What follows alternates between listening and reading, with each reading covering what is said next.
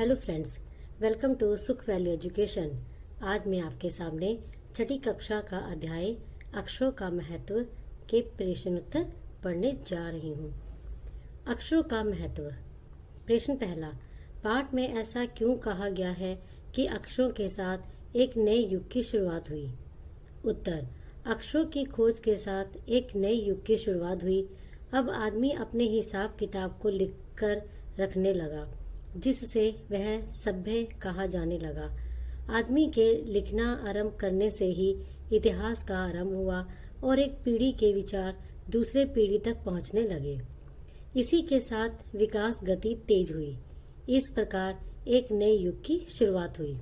प्रश्न 2, अक्षरों की खोज का सिलसिला कब और कैसे शुरू हुआ? पाठ पढ़कर उत्तर लिखो। उत्तर, अक्षरों की खोज का सिलसिला लगभग 6000 वर्ष पहले शुरू हुआ। इससे पहले व्यक्ति चित्रों के द्वारा अपने भाव व्यक्त करता था, जैसे पशु पक्षियों आदमियों के चित्र। बाद में भाव संकेत अस्तित्व में आए। इसके बाद अक्षरों की खोज का सिलसिला शुरू हुआ। प्रश्न 3, अक्षरों के ज्ञान से पहले मनुष्य अपनी बात को दूर दराज के इलाकों तक पहुंचाने के लिए किन किन माध्यमों का सहारा लेता था? उत्तर, मनुष्य अक्षरों की खोज करने से पूर्व अपने संदेश को दूर दराज के इलाकों तक पहुंचाने के लिए चित्रों का सहारा लेता था। वह पशु पक्षियों आदमियों तथा अन्य वस्तुओं के चित्र बनाकर अपनी बात दूर दूर के इलाकों में पहुंचाता था। बाद में इन चित्रों ने भाव संकेतों का रूप ले लिया और मनुष्य इनके माध्यम से अपनी बात पहुंचाने लगा। प्रश्न 4, अक्षरों के महत्व की तरह ध्वनि के महत्व के बारे में जितना जानते हो लिखो। उत्तर, अक्षरों द्वारा लिखकर अपने भाव व्यक्त किए जाते हैं और ध्वनियों द्वारा बोलकर। अक्षर और ध्वनि भाषा के दोनों रूपों, लिखित और मौखिक भाषा के मुख्य आधार स्तंभ हैं। अक्षरों के बिना लिखा नहीं जा सकता और ध्वनियों के बिना बोलने की कल्पना नहीं की जा सकती है। कान से सुनी हुई प्रत्येक आवाज़ ध्वनि कहलाती है। अपनी भाषा की सार्थक ध्वनियों के उच्चारण द्वारा ही हम अपना भाव व्यक्त करते हैं। इसलिए अक्षरों के समान ही ध्वनियाँ महत्वपूर्ण हैं।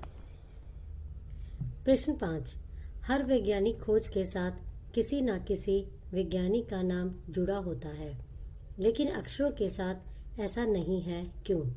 पता करो और शिक्षक को बताओ। उत्तर, यह सत्य है कि हर वस्तु के आविष्कार में किसी न किसी वैज्ञानिक का योगदान रहता है, लेकिन अक्षरों की खोज किसी व्यक्ति विशेष की देन नहीं है।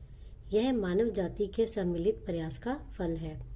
अक्षरों का विकास अनेक वर्षों के प्रयास एवं अभ्यास के फलस्वरूप हुआ। इसको किसी एक व्यक्ति ने आविष्कार नहीं किया, अतः इसके साथ किसी विज्ञानी का नाम नहीं जुड़ पाया। प्रश्न 6, पुराने जमाने में लोग यह क्यों सोचते थे कि अक्षर और भाषा की खोज ईश्वर ने की थी? अनुमान लगाओ और बताओ। उत्तर, पुराने जमाने के लोग नहीं जानते थे कि अक्षरों की खोज किसने की है। उनका ज्ञान सीमित था। उनकी ईश्वर के प्रति निष्ठा अधिक थी। उन्हें यह भी अनुमान नहीं रहा होगा कि अक्षरों की खोज मानव भी कर सकता है। वे ईश्वर को सर्वशक्तिमान मानते थे। पुराने जमाने के लोगों का विचार रहा होगा कि मानव इतना ज्ञानवान नहीं हो सकता कि वह अक्षरों की खोज कर सकता है, इसलिए वह सोचते होंगे कि अक्षरों की खोज ईश्वर ने की थी। प्रश्न 7, अक्षरों के महत्व के साथ ही मनुष्य के जीवन के गीत, नृत्य और खेलों का भी महत्व है। कक्षा में समूह में बातचीत करके उनके महत्व के बारे में जानकारी इकट्ठी करो और कक्षा में प्रस्तुत करो। उत्तर, जीवन में गीत, नृत्य और खेलों का भी बहुत महत्व है। गीत नृत्य हमारा सांस्कृतिक विकास करते हैं। संगीत में 3 विधाएं शामिल हैं, गायन, ताल सुर और नृत्य। संगीत को श्रेष्ठ कलाओं में रखा गया है। इसी प्रकार खेल कूद को भी मानवीय विकास में महत्वपूर्ण माना गया है। इनकी मदद से हम अपनी अभिव्यक्ति को पूर्णता देते हैं। खेलों से हम स्वस्थ रहते हैं और हमारा शारीरिक और मानसिक विकास होता है। खेल हम में सहयोग, एकजुटता, सहनशीलता, नेतृत्व गुण आदि को विकसित करते हैं। प्रश्न 8, क्या होता अगर का हमारे पास अक्षर ना होते, खा भाषा ना होती। उत्तर का अगर हमें अक्षरों का ज्ञान ना होता तो हम आज भी हजारों वर्षों पहले वाली दुनिया में भटकते, भावों विचारों को लिख कर व्यक्त ना कर पाते। तब हम अपना ज्ञान अगली पीढ़ी तक नहीं पहुंचा पाते और हमारा पूर्ण विकास नहीं हो पाता। हम वहां तक नहीं पहुंच पाते जहां आज हैं। भाषा भावों को प्रकट करने का साधन है। उत्तर का भाषा नहीं होती तो हम अपने विचारों को ना तो बोलकर और ना लिखकर दूसरों पर प्रकट कर पाते हैं। हमारा सामाजिक दायरा बढ़ नहीं पाता और अलगाव बनना रहता। जैसे पशु साथ रहकर भी अलग रहते हैं, वैसी स्थिति मनुष्य की भी होती। प्रश्न 9, लिखित और मौखिक भाषा के हानि लाभ के बारे में दोस्तों के बीच चर्चा करो। उत्तर, लिखित भाषा स्थायी रूप है। इससे ज्ञान विज्ञान सुरक्षित रहता है। इसके द्वारा हम जो कहते हैं या करते हैं उसका रिकॉर्ड रखा जाता है। लिखित भाषा के द्वारा ही हम अपने विचार दूर दराज के इलाकों में भेज सकते हैं। लिखित भाषा लंबे समय तक सुरक्षित रहती है। उसके माध्यम से इतिहास का पता चलता है। इसी भाषा के चलते ज्ञान का अथाह भंडार संचित और प्रसारित होता है। लिखित भाषा ही हमारे जीवन को सभ्य, नियमित और अनुशासित करने में सहायक होती है। मौखिक भाषा सहज है। यह भाषा का मूल रूप है। मौखिक भाषा का रिकॉर्ड नहीं रखा जाता है और ना ही इसके एक पीढ़ी के द्वारा प्राप्त किए गए ज्ञान को दूसरी पीढ़ी तक पहुंचाया जा सकता है। इसलिए मौखिक भाषा का क्षेत्र सीमित होता है। यह सिर्फ दो व्यक्ति के बीच संवाद कर सकती है। अति लघु उत्तरीय प्रश्न उत्तर। प्रश्न पहला, अब तक दुनिया में कितनी पुस्तकें छप चुकी हैं? उत्तर, दुनिया में अब तक करोड़ों पुस्तकें छप चुकी हैं। प्रश्न 2, धरती का अस्तित्व कब से है? उत्तर, धरती का अस्तित्व लगभग 5 अरब साल पहले से है। प्रश्न 3, आदमी ने गांव में रहना कब से शुरू किया?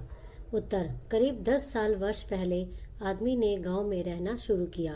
प्रश्न 4, मनुष्य से पहले इस धरती पर किसका राज्य रहा? उत्तर, धरती पर करोड़ों साल पहले तक जानवरों और वनस्पतियों का राज्य रहा। प्रश्न 5, सूर्य का चित्र किसका घोतक बन गया? उत्तर, आगे चलकर सूर्य का चित्र ताप या धूप का घोतक बन गया। प्रश्न 6, पाठ में ऐसा क्यों कहा गया है कि अक्षरों के साथ नए युग की शुरुआत हुई? उत्तर, अक्षरों की खोज के साथ एक नए युग की शुरुआत हुई। आदमी अपने विचार एवं अपने हिसाब किताब को लिखकर रखने लगा। तब से मानव को सभ्य कहा जाने लगा। आदमी ने जब से लिखना शुरू किया तब से इतिहास आरंभ हुआ और एक पीढ़ी के विचार दूसरे पीढ़ी तक पहुंचने लगे, जिससे एक नए युग की शुरुआत हुई। प्रश्न 7, अक्षरों की खोज का सिलसिला कब और कैसे शुरू हुआ? पाठ पढ़कर उत्तर लिखिए। उत्तर, अक्षरों की खोज का सिलसिला लगभग 6000 साल पहले शुरू हुआ। अक्षर बनाने से पहले मनुष्य अपने भाव पशु पक्षियों और आदमियों के चित्रों के माध्यम से प्रकट करता था। प्रश्न 8, आज हजारों पुस्तकें और समाचार पत्र छपने लगे हैं, यह कैसे संभव हुआ? उत्तर, आज हजारों पुस्तकें, समाचार पत्र और पत्रिकाएं हमें उपलब्ध हैं। इसकी उपलब्धि अक्षर खोज के कारण ही संभव हो पाई है। यदि अक्षर खोज ना होता तो आज हजारों पुस्तकें, समाचार पत्र और पत्रिकाएं छप नहीं पाते। इस स्थिति में मनुष्य मौखिक भाषा का ही प्रयोग करता रहता। प्रश्न 9, अक्षरों के ज्ञान से पूर्व मनुष्य अपनी बात को दूर दराज के इलाकों तक पहुंचाने के लिए किन किन माध्यमों का सहारा लेता था? उत्तर, अक्षरों के ज्ञान से पूर्व मनुष्य अपनी बात को दूर दराज इलाकों तक पहुंचाने के लिए कई तरीके अपनाए थे। उनमें चित्रों के जरिए अपने भाव व्यक्त करना था, जैसे पशु पक्षियों, व्यक्तियों के चित्र। धन्यवाद।